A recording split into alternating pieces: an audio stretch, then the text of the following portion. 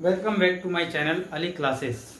तो first part में trigonometry का हम लोग बात किए थे, ट्रिगोमेट्रिक रेशियो का कुछ बेसिक कंसेप्ट थोड़ा सा रिकॉल कर देते हैं, तब आपको 8.1 एक्सरसाइज बताएंगे और तभी जाकर के आपको समझ में आएगा। तो यहाँ पर हम बताए थे कुछ ट्रिगोमेट्रिक रेशियो, जैसे sine theta p/h, cos theta b/h, tan theta p/b, और तीन जो था ये इसका अपोजिट था, cosec theta h/p, sec theta h/b और कॉट थीटा p/b। जब आपको ये याद रहेगा तभी आप इस क्वेश्चन को सॉल्व कर पाएंगे। ठीक है, तो आगे बढ़ते हैं। Exercise 8.1 question number first. ठीक है, इसमें दिया हुआ है in triangle ABC right angle at B। यहाँ पर आप ध्यान देंगे ABC ट्रायंगल है, राइट एंगल एट B। तो इसको हम लोग बनाएंगे, एक ट्रायंगल बना लेते हैं, राइट एंगल ट्रायंगल। ये 90 हो गया, ABC। इसमें जो ध्यान रखना है, ध्यान रखने वाली बात ये है कि B पर राइट एंगल है, तो जहां पर 90 है वहां आपको B लिखना है। अब रहा बात A और C का, तो वो आप कहीं भी लिख सकते हो।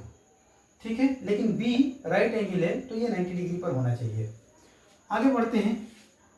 AB का वैल्यू दिया है 24, AB का वैल्यू दिया है 24, BC 7 दिया हुआ है, और हमको sign A cos A find करना है। दूसरे क्वेश्चन में साइन सी और कॉस सी फाइंड करना है। ओके, आगे बढ़ते हैं। अभी आप जो है आपको बताए हैं कि the side opposite to right angle is called hypotenuse. तो हाइपोटेनियस क्या होता है, इसका ट्रिक क्या है, 90 के सामने वाला साइड को हम लोग कहेंगे हाइपोटेनियस। तो हाइपोटेनियस कभी भी चेंज नहीं होता है, ये हाइपोटेनियस है। अब रहा बात बेस और परपेंडिकुलर, ये थीटा के अकॉर्डिंग चेंज होते रहता है। थीटा जहां पर रहेगा, थीटा का मतलब देखिए हमारे यहाँ पर साइन ए निकालना है, तो ए क्या है यहाँ पर, वो थीटा है। तो जो थीटा है उसका अपोजिट साइड ही परपेंडिकुलर होगा। लेकिन जब तक से थीटा नहीं दिया है आप फ्री हो, किसी को भी बेस कह लो, किसी को भी परपेंडिकुलर कह लो। ठीक है, लेकिन ये फिक्स रहेगा, ये हाइपोटेनियस है, ये चेंज नहीं होगा। इतना ही बात को आपको ध्यान रखना है। फिर से रिपीट कर दें कि हाइपोटेनियस जो है वो 90 के सामने वाला साइड होता है, ये कभी चेंज नहीं होगा। बेस और परपेंडिकुलर ये चेंज होते रहता है अकॉर्डिंग टू थीटा, यानी कि एंगल। जैसे साइन थीटा का यहाँ पर ए दिया है, तो थीटा क्या है, ए है, तो जो ए है इसके अपोजिट साइड ही जो है वो परपेंडिकुलर होगा। लेकिन अभी इस ट्रायंगल के अंदर कोई एंगल की बात नहीं है, तो आप इसको बेस, इसको परपेंडिकुलर कहो, या फिर इसको बेस मान लो तो ये परपेंडिकुलर हो जाएगा, कुछ भी लेके कर सकते हो। तो इसमें AB का वैल्यू 24 है और BC कितना है, 7 है। तो first of all we have to find the value of hypotenuse. Okay, hypotenuse का वैल्यू आप निकाल लीजिए। कैसे निकालेंगे, by the help of Pythagoras theorem.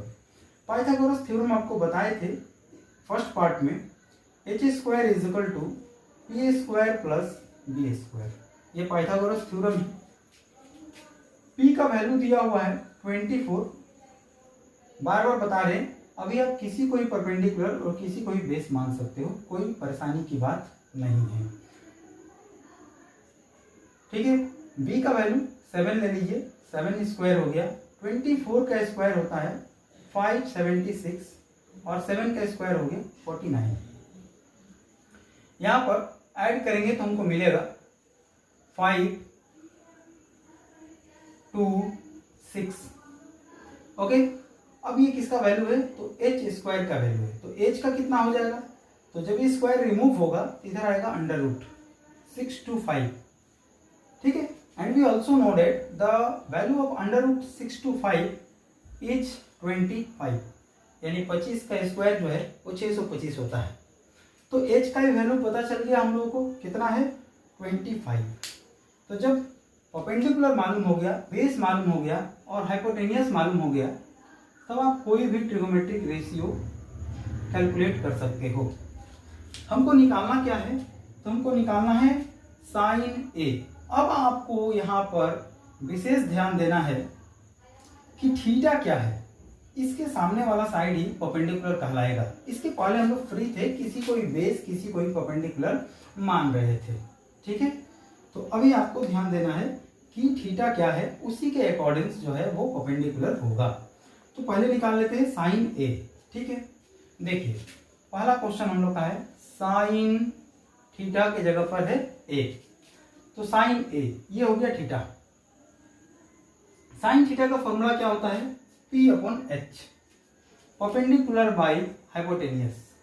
अब यहां पर बच्चा बहुत कंफ्यूज करता है, ठीक है, वो परपेंडिकुलर गलत लिख देता है। देखिए इसमें करना क्या है कि सबसे पहले आपको देखना है कि थीटा क्या है। तो साइन ए, थीटा क्या है, थीटा के जगह पर है ए, तो ए के सामने वाला जो साइड होगा ये होगा परपेंडिकुलर। ठीक है, यानी कि इसका नाम होगा BC, ये BC परपेंडिकुलर कहलाएगा। ठीक है, अब रहा बात हाइपोटेनियस, तो हाइपोटेनियस तो फिक्स है, 90 के सामने वाला साइड हाइपोटेनियस होता है, तो ये हो गया AC। ओके, अब इसका वैल्यू क्या है, तो इसका वैल्यू हो जाएगा BC का वैल्यू है 7 और AC का वैल्यू है 25, तो आपका आंसर हो गया 7/25। अब ध्यान दीजिएगा इसमें, अब निकालना है cos A, तो cos A जो है वो हम लोग निकालेंगे B/H, cos थीटा का फॉर्मूला होता है B/H। ठीक है, B/H। देखिए cos थीटा क्या हो जाएगा, cos थीटा, थीटा के जगह पर कितना है, A है, cos थीटा, तो इसका फॉर्मूला होता है B/H। तो फिर से यहां पर ध्यान दीजिएगा, थीटा यहां पर A है, तो A के सामने वाला साइड, A का अपोजिट साइड जो है, A एंगल के अपोजिट साइड क्या है, वो BC है, ये होगा परपेंडिकुलर इस थीटा के लिए, A के लिए। तो ये हो गया परपेंडिकुलर, तो जब ये परपेंडिकुलर होगा तो ये हो जाएगा बेस। ठीक है, यानी ये भी हो जाएगा बेस, क्योंकि ये कभी बदलता नहीं, ये तो फिक्स है, 90 के सामने वाला हाइपोटेनियस। तो जब BC बेस हो गया तो AB हो जाएगा परपेंडिकुलर, और अगर AB परपेंडिकुलर होता है तो BC हो जाएगा बेस। ठीक है, तो परपेंडिकुलर जब आपको पता चल जाएगा तो बेस इजीली पता कर सकते हो। तो यहां पर एंगल A के लिए परपेंडिकुलर क्या है, तो A के सामने वाला साइड BC, ये हो गया परपेंडिकुलर। तो जब ये परपेंडिकुलर हो गया तो ये बचा AB, वो हो जाएगा बेस, तो AB हो गया बेस, और हाइपोटेनियस एज इट इज जैसा इस क्वेश्चन में था, ये हो जाएगा AC। तो वैल्यू कितना आ गया, तो AB का वैल्यू है 24 और AC का वैल्यू है 25, तो ये आपका हो गया cos A का वैल्यू। सेकंड क्वेश्चन हम लोग देखते हैं साइन C cos C, ये दो चीज निकालना है। तो साइन C, देखिए यहां पर थीटा बदल गया, साइन C, याद रखिएगा थीटा बदलने से फॉर्मूला नहीं चेंज होता है तो साइन थीटा ही, तो साइन थीटा का फॉर्मूला क्या होगा, P/H। तो फिर से लिखेंगे P/H, लेकिन जैसे ही थीटा बदल गया, यहाँ पर A था और यहाँ हो गया C, तो समझिए कि परपेंडिकुलर भी चेंज हो गया। बस इतना ही ध्यान देना है आपको। तो थीटा C अगर है तो C के लिए परपेंडिकुलर क्या हो जाएगा, तो देखो ये अगर एंगल है तो इसके सामने वाला साइड हो गया क्या, AB। तो थीटा के सामने वाला साइड क्या होता है, परपेंडिकुलर होता है। तो C के लिए, C के रिस्पेक्ट में परपेंडिकुलर होगा AB, तो यहां पर रख देंगे AB, और हाइपोटेनियस कभी चेंज नहीं होता है, चाहे कोई भी एंगल बदलता रहे। तो हाइपोटेनियस एज इट इज हो जाएगा AC। अब यहां पर AB का वैल्यू कितना है, तो 24 है, और AC का वैल्यू कितना है, तो ये 25 है, तो यहां पर हो गया 24/25। ठीक है, सेकंड है यहां पर cos C, cos C, cos C, तो cos C निकालने के लिए फिर से थीटा C है, तो C के सामने वाला साइड हो जाएगा ये परपेंडिकुलर। तो cos theta is equal to होता है B/H, B/H। तो आप यहां पर ध्यान दो पहले कि थीटा जब C है तो C के सामने वाला साइड परपेंडिकुलर कहलाएगा, तो जब ये परपेंडिकुलर हो गया AB, तो बेस क्या होगा, तो बेस होगा BC, क्योंकि ये हाइपोटेनियस फिक्स रहता है, ये बदलेगा नहीं। ठीक है, इन्हीं दोनों में देखना है। तो जब ये परपेंडिकुलर हो गया AB, तो बेस क्या हो जाएगा, बेस हो जाएगा BC, तो बेस हो गया BC और हाइपोटेनियस AC ही रहेगा। देखिए सभी में हाइपोटेनियस AC AC AC है। ठीक है, तो BC का वैल्यू यहां पर क्या है, तो 7 है, और AC का वैल्यू है 25, तो इसका आंसर हो जाएगा 7/25। ओके, तो सेकंड क्वेश्चन देख लेते हैं। फर्स्ट क्वेश्चन हम बता दिए आपको। ठीक है, सेकंड क्वेश्चन में देखिए ये दिया हुआ है in figure 8.13 find the value of tan P minus cot R, tan P minus cot R. तो इसको हम लोग कैसे सॉल्व करेंगे? तो देखिए ये फिगर दिया हुआ है 8.13 ये फिगर है, और आप फिगर को देखिए, इसके हिसाब से आपको निकालना है tan P minus cot R. तो इसमें क्या होगा कि सबसे पहले हमको ये हाइपोटेनियस दे रखा है और पी क्यू का वैल्यू दिया है, क्यू आर को निकाल लेंगे। सबसे पहले हम लोग वैल्यू निकाल लेंगे क्यू आर का, ठीक है। ये फिगर को हटा देते हैं, 8.13 यहाँ लिखा हुआ था। तो इसमें हम लोग क्यू आर का वैल्यू निकाल लेंगे by the help of Pythagoras theorem. तो as we know that Pythagoras theorem is like this, square of hypotenuse is equal to perpendicular का स्क्वायर प्लस बेस का स्क्वायर। तो अभी आप इसमें किसी को परपेंडिकुलर किसी को बेस कह सकते हो, कोई दिक्कत नहीं है, कोई दिक्कत नहीं है। किसी को परपेंडिकुलर किसी को बेस कहिए, कोई दिक्कत नहीं है। दिक्कत तब होगा जब हम लोग कोई ट्रिगोमेट्रिक रेशियो निकालेंगे, तब वहां पर देखना होगा कि जो थीटा दिया है उसके सामने वाला साइड ही परपेंडिकुलर होगा। बट अभी नाउ यू आर फ्री, तो आप पी क्यू को ही परपेंडिकुलर मान सकते हो, बेस मान सकते हो क्यू आर को। तो यहाँ पर हो जाएगा P Q square plus Q R square. Hypotenuse हमेशा फिक्स होता है, ये हो जाएगा पी आर का स्क्वायर। तो इसका वैल्यू दे रखा है, हाइपोटेनियस का वैल्यू है 13 स्क्वायर, पी क्यू का दिया हुआ है 12 square, and we have to find value of Q R. तो क्यू आर को इसी तरह पुट कर दीजिए। We know that square of 13 is 169, square of 12 is 144 plus QR square. Simply 169, when it comes from right to left, its sign will be changed. That is 144 negative हो जाएगा। तो ये हो गया QR square is left on the right side. तो QR square बच गया right side में, and we will get 9 minus 4 5, 6 minus 4 2, 25 is equal to Q R square. तो बेटा जब आप यहाँ पर स्क्वायर को रिमूव करोगे तो इधर आएगा अंडर रूट। तो 25 का अंडर रूट होता है 5, तो ये हो गया 5 centimetre Q R. The value of Q are is 5 centimetre. तो हमको पता लग गया कि भाई क्यू आर कितना है, तो ये 5 सेंटीमीटर। तो यहाँ पर हम लिख सकते हैं 5 सेंटीमीटर। नाउ अब क्या करेंगे हमको निकालना है 10p माइनस कॉट आर।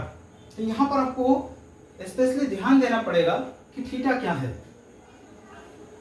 तो 10p पहले आप निकाल लीजिए, 10p। तो थीटा यहां पर क्या है, तो p है। और जैसा कि हम लोग जानते हैं कि थीटा के सामने वाला साइड ही परपेंडिकुलर होता है।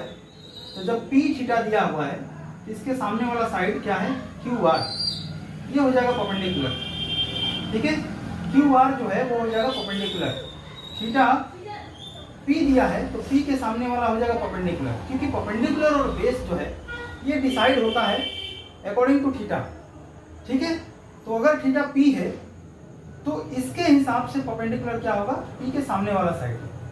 तो जैसा कि हम लोग जानते हैं टेन थीटा इक्वल टू होता है P upon B, perpendicular by base. तो परपेंडिकुलर यहाँ पर हो जाएगा क्यू आर, और जब ये परपेंडिकुलर हो गया तो ये हो जाएगा बेस, क्योंकि ये फिक्स रहता है, ये हाइपोटेनियस होगा 90 के सामने वाला साइड। यहीं पर केवल ध्यान देना है कि थीटा अगर P है तो इसके सामने वाला साइड होगा परपेंडिकुलर क्यू आर। जब ये परपेंडिकुलर हो जाएगा तो पी क्यू हो जाएगा बेस। ठीक है, अब क्यू आर का वैल्यू 5 है और पी क्यू का वैल्यू 12 है, तो 10p का वैल्यू हो गया 5/12। दूसरा है कॉट आर, कॉट आर।